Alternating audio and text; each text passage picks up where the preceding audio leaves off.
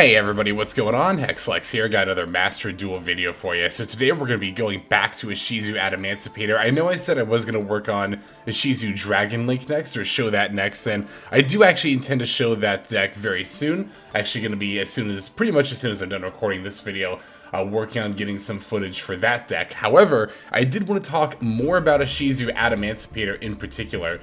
As I mentioned, I think I might have mentioned this in my deck profile, or I might have mentioned it on Patreon, I'm not sure actually, but at some point somewhere, I talked about bringing this deck to MCS week number 6, which at the time of recording this just happened yesterday. For those who don't follow me on Twitter and were not following my tournament updates throughout the day, I actually went 6-2 in the tournament yesterday, and that was barely enough to miss out on Top Cut. I bubbled once again, but you know, out of 6 weeks of playing, I'll take 1 top and 2 bubbles across those. I don't think that's too bad. But yeah, like I said, went 6-2 with this exact build of Ishizu Adamancipator.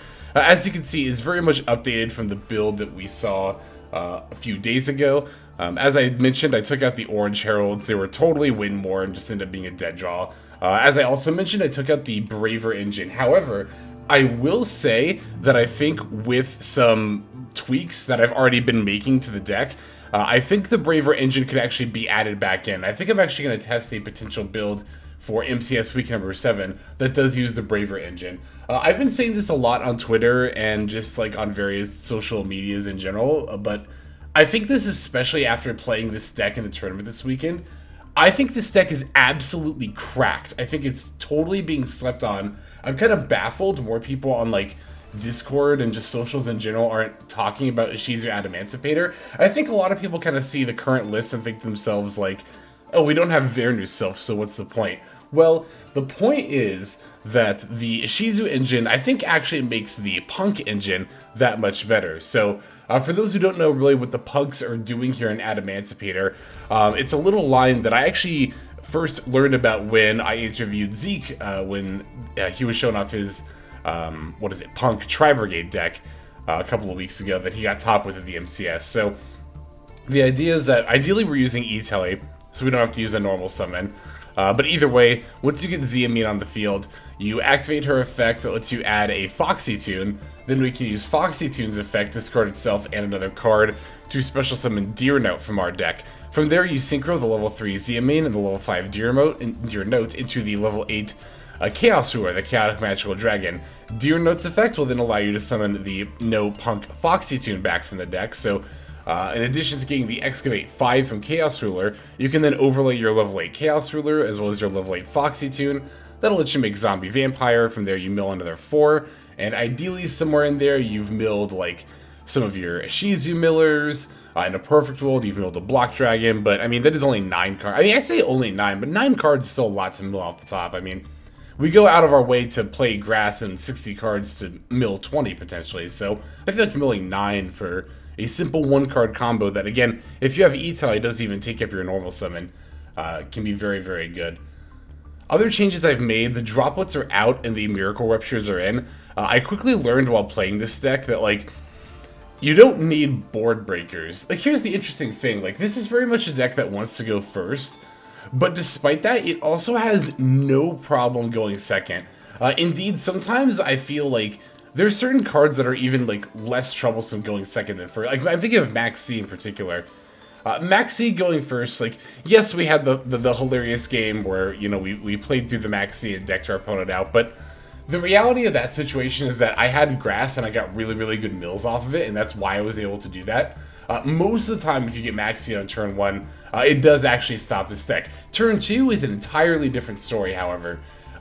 Getting Maxx on turn 2, for me, when playing this deck, is almost a non-factor. I'm just going to go for the OTK anyway. Really, as long as I can summon a Koa'ki Guardian on the board and keep it in play while you've got your combos going, you realistically don't have that much to fear. Like, if you get Nibiru, you can just Koa'ki Guardian, and then at some point during your combo, you just go into, like, a 3-material Appaloosa, and then you have nothing to worry about for, like, the rest of the combo. So yeah, I don't know. It's interesting. Oh, you know what?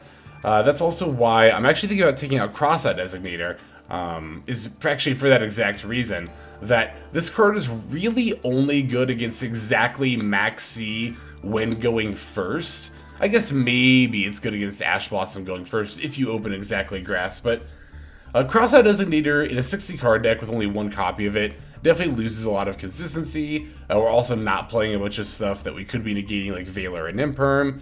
And again, on top of that, like, you know, it's good exactly when we're going first. But any other time, it's like, it's not necessary because you just combo through their plays anyway. But I was going to say, too, that we dropped the Board Breakers of Forbidden Droplet for 3 Miracle Ruptures. I really like having 3 of this card in this deck.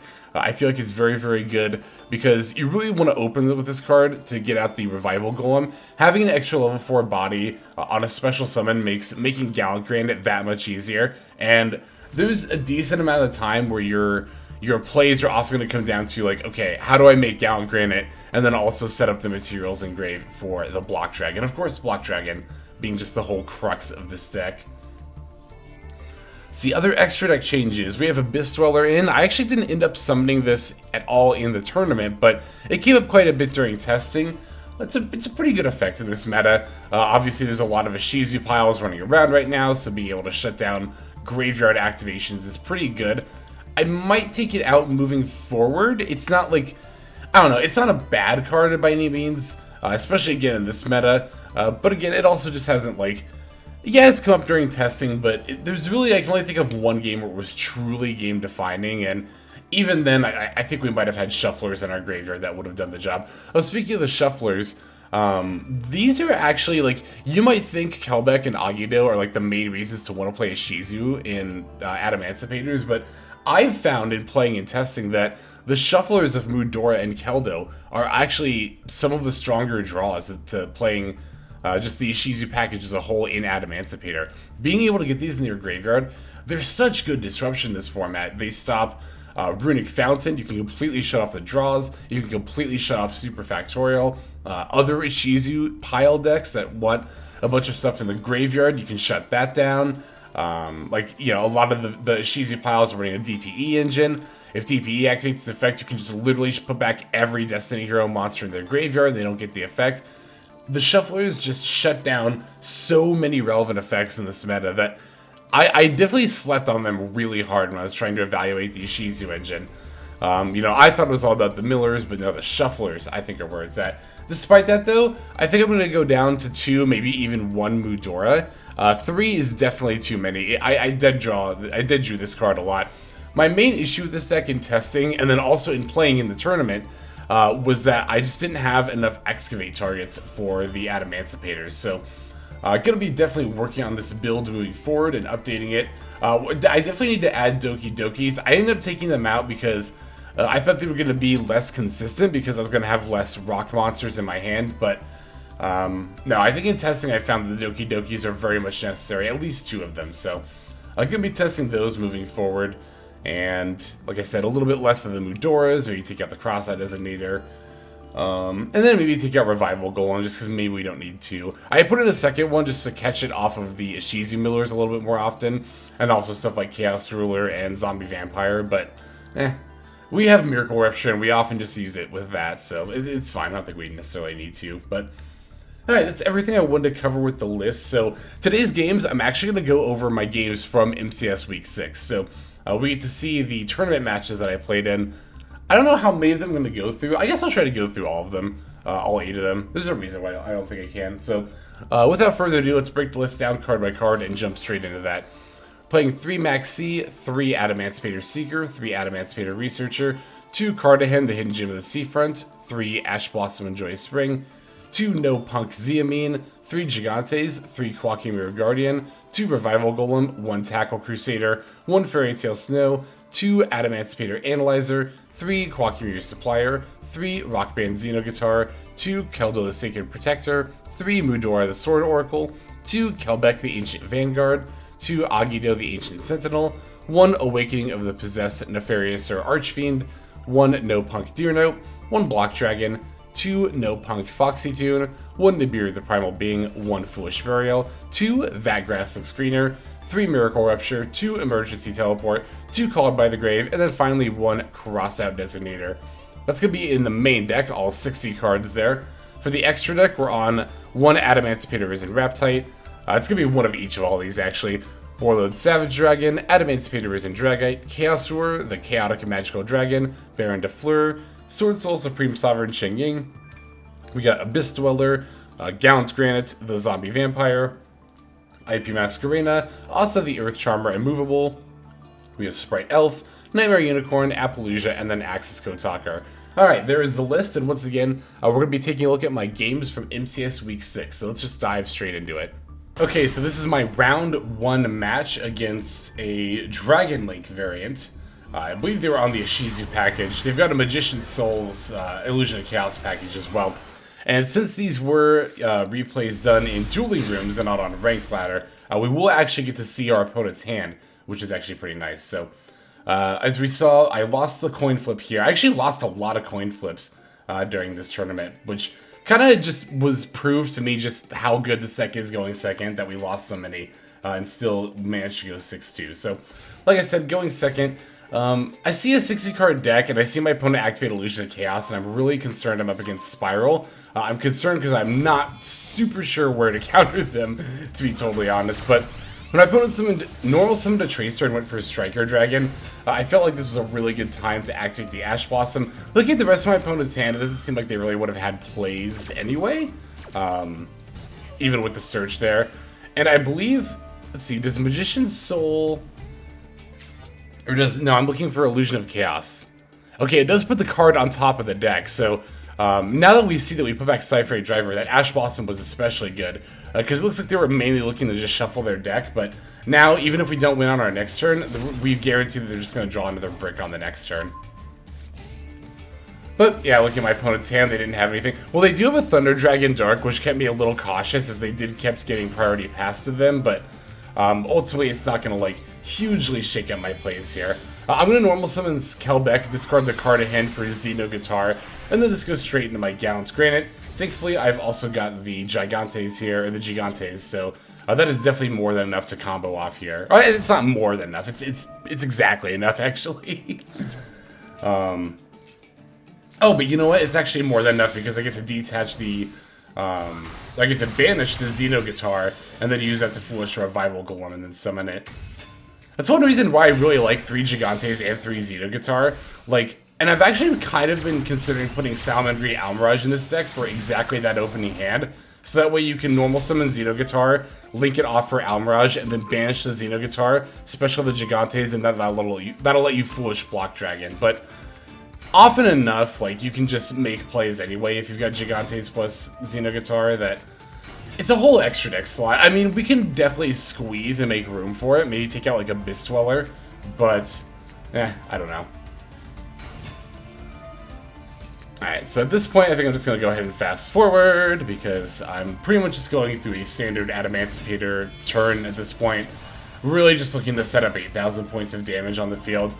Do also, again, keep in mind that I was getting priority pass back to my opponent constantly because of Thunder Dragon Dark, so I did play a little bit cautiously, making sure to try to set up the Appaloosa and Koa'ki Mirror Guardian, and keep those set up.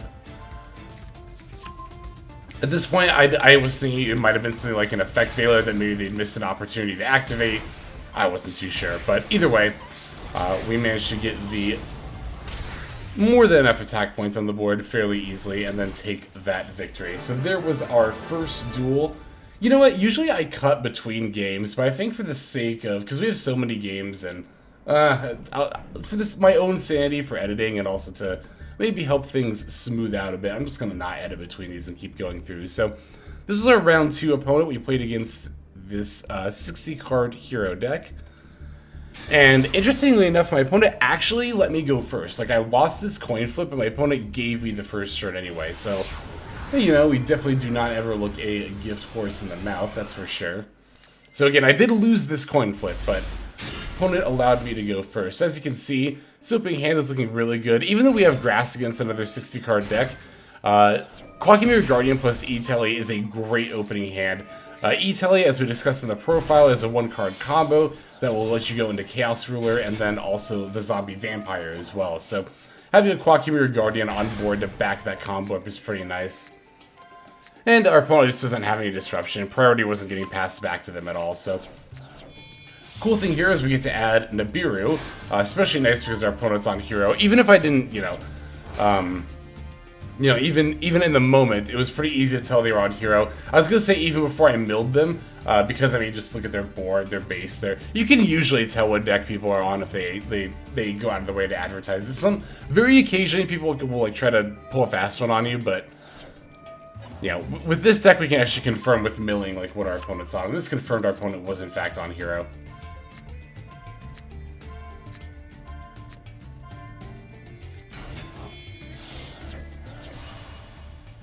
Alright, so here, yeah, I'm just going for the Raptite, especially the Supplier. Get the Raptite Excavate.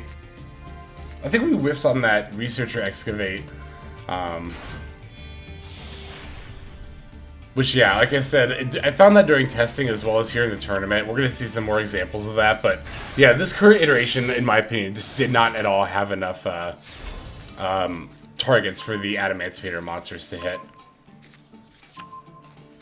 So cool thing about Cartorhyn is that you get to make like a lot more variety of searches in your Block Dragon. Before it was always Gigantes, Researcher, Seeker, but now you can like, if you've already used Researcher like I have, you can do what I did here and add Analyzer, Cartorhyn, Seeker, and then even if you don't have an Adamancipator monster already on the board, you can discard Cartorhyn, normal to Analyzer, and then special Seeker.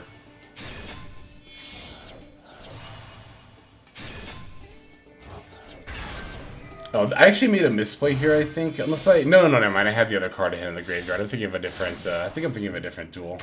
Yeah, no, I have the Cartorhyn in the graveyard. Cartorhyn also very good for making Sprite Elf. Very easy to make in this deck. And the cool thing about Sprite Elf in this deck in particular is that we didn't really get the setup here, but in some situations, you can actually... We'll see this actually later in the tournament, but you can actually use IP to make a Link monster on your turn, and then make a Sprite Elf later in the combo, and then on your opponent's turn, you just wait to use Sprite Elf till they have a monster, and then you can just bring back IP and use it again. It's pretty disgusting. But here we'll just end on a pretty standard, this is pretty standard turn 1 end board. Got the 4 negates in the Appaloosa, got the Baron, got the Adamancipator Risen Dragite. Yeah, I allowed the Miracle Contact to go through, just because like I know there's also the one that is basically sends from deck, so I thought that one might be a bit higher priority to negate. Looks like they got the Neos Kluger, but I'm not really concerned about it. It's just got like a battle effect. So does Neo. I mean, it can float into Neos Wiseman, but yeah, you know, at the same time, the Neos Wiseman just has a battle effect as well, so I'm not really worried about it. Indeed, I'm being a little bit picky, not like super duper picky, but just a little picky about my disruption here. Like, even though I have a lot of it, I still don't want to use it on anything that feels like super unnecessary, you know?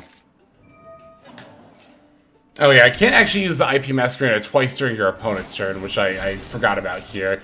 You have to use the IP on your turn and then bring it back for your opponent's turn. Yeah, you can only use the effect of IP Masquerader once per turn, but...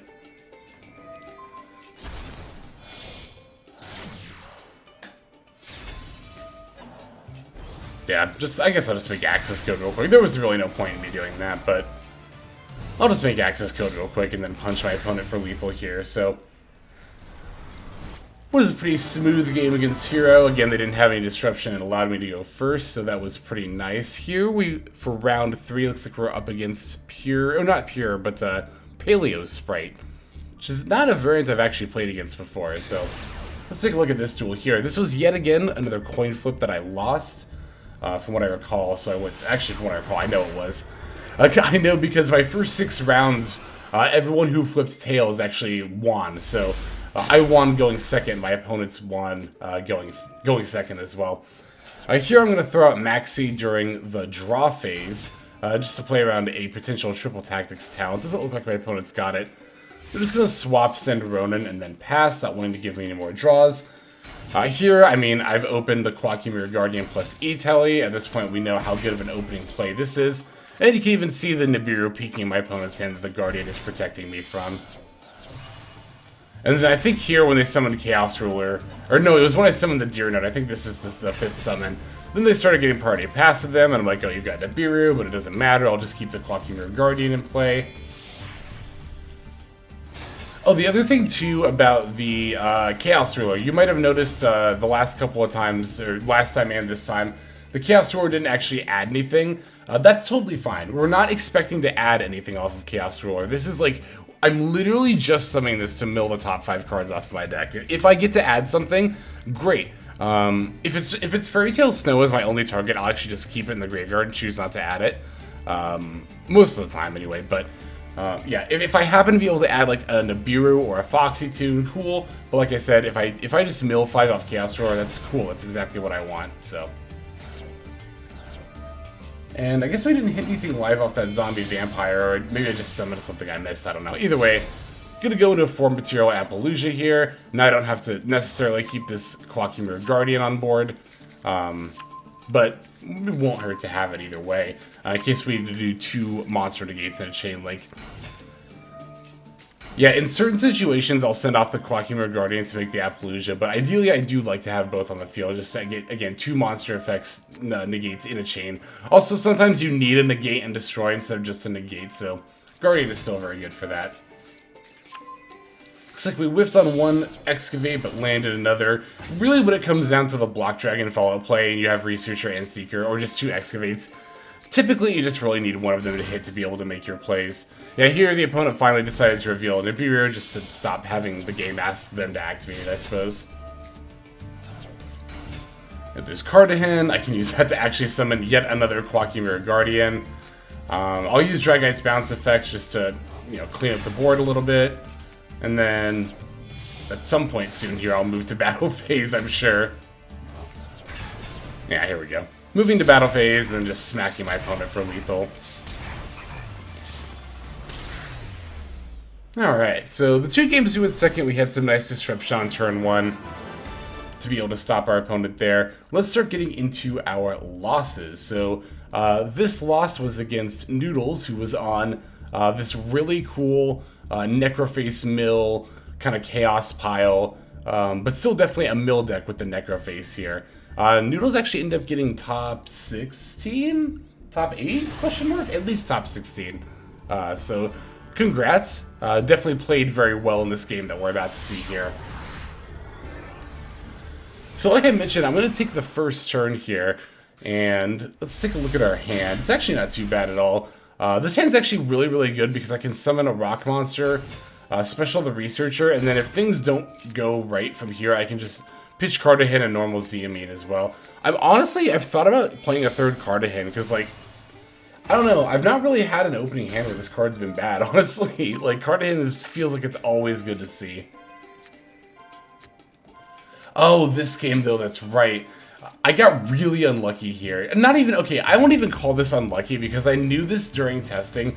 I knew during testing that I was whiffing a little more than I wanted to on my Excavates, and this game in the tournament is where it came back to bite me in the ass. As you can see here, neither the Researcher or the Raptite actually revealed an excavatable target. If even one of those had hit, I would have been in such a better position, but alas, I am still able to use Cartorhyn to summon the Chaos Ruler. And then, of course, after that, we'll go for the Zombie Vampire here. I do get a little anxious activating the Zombie Vampire and Ishizu Millers against other 60-card decks. For pretty much this exact reason, I just put the Fairy Tale Snow and Thunder Dragon Dark in my opponent's graveyard, which definitely does give them a lot of room to interrupt me here. Now they get to use the Fairy Tale Snow to potentially turn my Gallant Granite face down. I did try to use the Koa'ki Mirror Guardian to stop that, but the opponent did end up using the Fairy Tale Snow's effect again on the next chain link, giving up a lot of cards from their hand. So I was thinking to myself, like, oh, this is really bad. This is going to be pretty much the end of my turn here, but I was like, at the very least, they only have 2 cards. What all could they possibly do with that? Yeah, they're going to be able to do a lot here with just 2 cards. Using the Foolish on the Ishizu Miller. I hit my own Revival Golem and Ishizu Millers, so at this rate, I was like, you know what, I'm just going to go for it. I actually hit all 4, like, effects that I could on that mill there. I hit the 2 Ishizu Millers, the Revival Golem, and the Tackle Crusader. Tackle Crusader doesn't really do anything against this Fairy Tale Snow because they can just flip it back up, but, you know. And you can see my deck is already getting really low here because of the Necro faces, and they are definitely just going to keep coming here, unfortunately. Yeah, I'm trying to use my shufflers back to, like, maybe bulk up my deck a little bit here, but... Oh, and then also using my Fairy Tail Snow to put their second snow face down.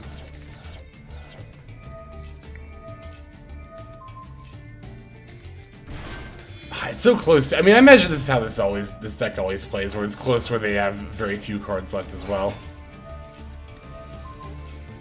But all they really need to do is banish it one more Necroface. It's going to send the rest of our decks to the banish pile, and then at that rate, it's a simple matter of just passing back to me, and then, you know, that's pretty much it from there. Ah, yes, the Bujinki and Matarasu is actually how they're going to end up getting that last Necroface in the graveyard there for the Fairy Tail Snow to banish, as well as the rest of their board. That summons, this mills, they pass back to me, and then I lose due to deck out. So, very well played on Noodle's part. Yeah, unfortunately, it was my own milling that enabled that and put their own stuff in the graveyard. Which, to be fair, I might not have had to have turned to that play if my Excavates had yielded something. That's really a game where, again, you could say I got unlucky, but I think that actually came down to deck building choices, not luck. In all honesty, I feel like a lot fewer games come down to luck than a lot of people think. A lot of games that seem like they came down to luck do actually come down to your deck building choices. And that's one where I could very easily say, oh, I got unlucky, I just didn't hit my Excavates, but I knew it was a problem going in, so it's something I should have addressed, and going to take steps to address here in the future. So, our next round was once again against Pure Sprite, piloted by Feraldo. So let's go and take a look at this duel. This is yet another game where I actually went first, so again, kind of opposite day in terms of like coin flip and then match results. You would think that the person who wins the coin flip more often, especially in my case, is going to win the match, but...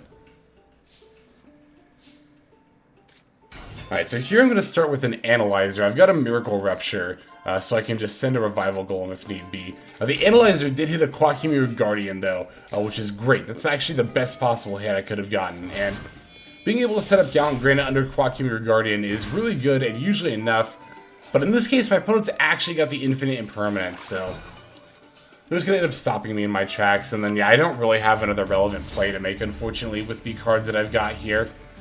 Like, even if my opponent had discarded, I don't know, if my opponent had an Earth Monster in grave, I could have made an Asa and then made plays from there, but, what can you do? So, okay, it looks like they managed to find... I was really hoping to stop my opponent from finding another level 2 monster in order to make their plays, but they found another E-Telly, and even if they didn't, looks like they did have the Sprite Carrot in their hand. It was close, though. If it weren't for that... I'm shaking my fist right now. That darn Triple Tactics talent. Could have gotten away with it, too. Oh, well. So I didn't think this was actually going to be an OTK as my opponent was making these plays. I was actually, even at this point, planning on having another turn. I was like, what is my opponent doing? I thought they were misplaying really hard here, honestly. But then, yeah, they activate Gamma Burst during the battle phase. I'm like, oh, that makes a lot more sense. So, yep, opponent is going to get a Gamma Burst OTK on me here in round 5. So, at this point, I was 3-2, and I was like, you know, because of tiebreakers, I knew I didn't really have a realistic chance of topping. Like, if both my opponents went X1, then, like, maybe I would have topped. But, nah, you want to get your losses later in the tournament. If you're going to go X2, like, if you go X2 and you lose your last 2 rounds, then you are guaranteed to top at that rate. But, yeah, if you lose it pretty much any point before that in your X2, it's kind of dicey. So, like I said, I knew I probably wasn't going to top at this point, but I was like, you know, I'll still win out and try to go 6-2. So, here we have another Ishizu Dragon Link here. Looks like they're also on a little Invasion of Chaos package. Looks like this one's running Orange Heralds as well. I don't know, Orange Heralds with only the Ishizus to accompany them, I don't think is enough. I think you have to run more fairies. I actually thought about, like, I was kind of mapping out some kind of Ishizu fairy pile. We're going second here again, by the way. I managed to open a Maxx, but it looks like our opponent's got a lot of counters for it. Holy shit, they have Call by and Crossout. But they let it wait. My opponent had Call by and Crossout, and they let the Maxx resolve? What the What the fuck? Wait a second, what? Why would you not call... I can understand not using Call by there because of the Maxx in your hand. But why would you not cross out the Maxx Z? I don't know. Whatever. Alright, anyway. So yeah, my Maxx Z was enough to stop our opponent there. We're going to normal summon and activate Ze Amin. The opponent cross-outs the Ze Amin, but I already have the Foxy tune in hand, so that actually doesn't matter. And yeah, they're going to play Maxx Z, but that also, like I mentioned during the deck profile, that doesn't matter to me. Like, not on turn 2 anyway. If my opponent Maxx Z's me on turn 2, with this deck, I think I'm going to go for it like pretty much every single time. Especially against another 60-card deck that's that much less likely to draw Nibiru. It's funny, because I saw, like, I still see a lot of people saying, like, you know, they'll see me playing Nibiru, and they're like, why are you playing Nibiru? It's bad because of, you know, gigantic sprite. Like, particularly I'm thinking of, like, I don't know, a conversation I had, like, mid-tournament with someone who was saying that, like, you know, people who are running any amount of Nibirus are on cope, and I'm like, what are you talking about? Like, even before Ishizu stuff came out, Nibiru was still good to play as a one-of in not every deck, not even necessarily most decks, but a lot of the decks I was playing, like the Sprite decks, like Pure Sprite, or like Math Mech, and just Sword Soul, like, yeah, I think you should still run Nibiru in decks like that. And that was pre-Ishizu stuff. Post-Ishizu stuff, these 60-card pile decks are everywhere now, and Nibiru punishes, like, literally every single one of them, so I don't...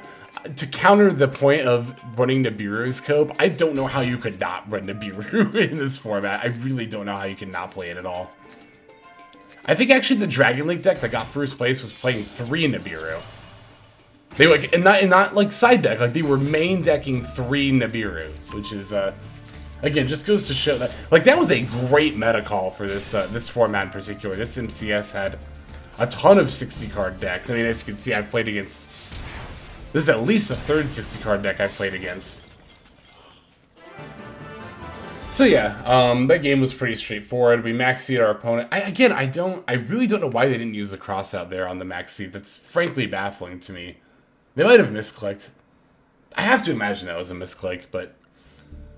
Alright, let's see. Here we're up against Runic Sprite.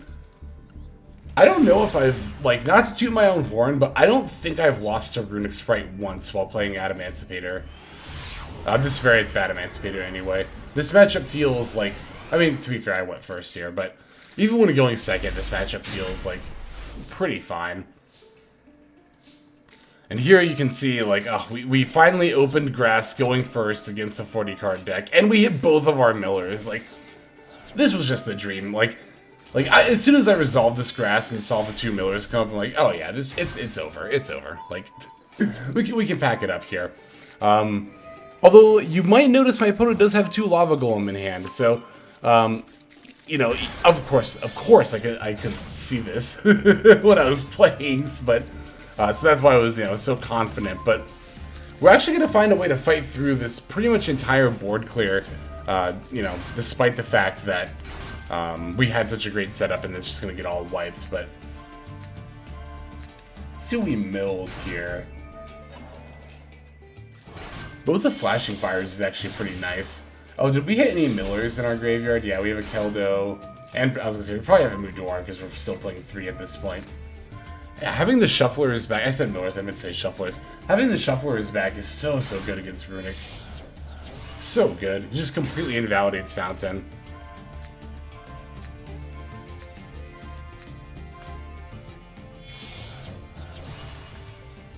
Oh, this is the game where I misplayed the Cartorhyn and the Dragite, I think. No, I had the other one in the grave. I think I must be thinking of the last... I know I did it in the last round. That must be what I'm thinking of. Either way, you do want to make sure that, because, you know, when you bring Cartorhyn back from the graveyard, that does banish it. So, if you want to end on Dragite, you still got to make sure you have another one in grave. That's actually another minor reason I've been thinking about putting in a 3rd Cartorhyn.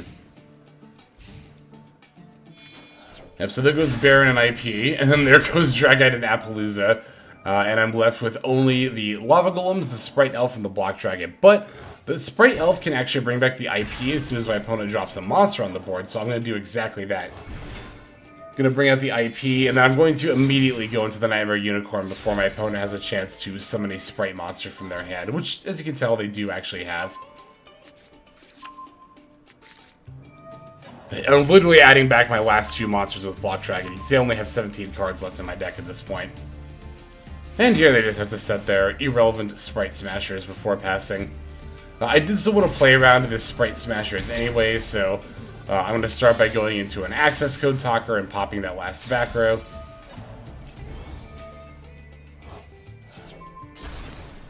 Turning this to attack mode, summoning, and then we'll just punch our opponent for a lethal here. Well, they concede first, but alright. And we have one more round to take a look at against Elephant number 5, who is on Fluffles, looks like, with an Eldritch package. Very interesting. I actually just watched Elephant play in a feature match right before this round, so I did know already that they were going to be on Fluffle going into it. Not that really helps me, because I don't know how to play against this deck. Like, I don't know when to use my Disruption, which is going to be painfully obvious when it comes around to their turn here, but I mean, we have just a phenomenal opening hand here. I'm going to use the Gallon Granite to try to go for Block Dragon, even though I have the Foolish. Ooh, excuse me. I just wanted to see if I could bait out any responses from my opponent. And, yeah, you know, there weren't any responses from them, so I decided to grab the Koa'ki Supplier instead. Or was it the Researcher? One of the two. I think it was the Researcher, actually.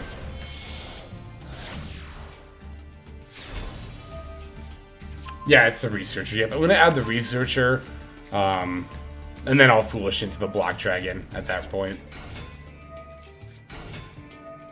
So here, yep, as you can see, we have another example of, since we already used Researcher, we can use a Block Dragon to get Analyzer, Cartorhyn, Seeker, and then just summon those to still get 2 more Excavates anyway. There were actually times playing pure Adamancipator, or I guess pre-Cartorhyn Adamancipator, where I found myself being like, you know, I already used Researcher and Seeker this turn before I even did my Block Dragon search. And it's like, well, I guess I'll just grab those anyway. So it is really nice to be able to grab like more options off of the Block Dragon that the Cartorhyn can offer, because you can also use Cartorhyn to normal summon like a Koa'ki Mirror Guardian or something. And then if you've got a leftover like Ze Amin in your hand, you can always just grab Cartorhyn and then summon that. Yeah, the mills here are a little bit rough because they are giving my opponent free searches as well, due to the effect of a toy vendor there, but I'm not like super duper concerned about it. If I just use that Xenoguitar to actually send another Cartorhyn, that would have been totally fine. Because yeah, here's finally where I make that misplay with it. Yeah, I think I just thought I had a second Cartorhyn in my graveyard when I didn't, but I did accidentally make this Dragite dead. Oops. Oh well, that's not that big of a deal. But if I wouldn't use Cartorhyn, I should have just made a Borreload Savage Dragon instead. Oh no, you know what? I didn't have a. No, I didn't banish the Asa till later, so I could have totally done that, I think. Yeah, I totally could have done that. Oh well.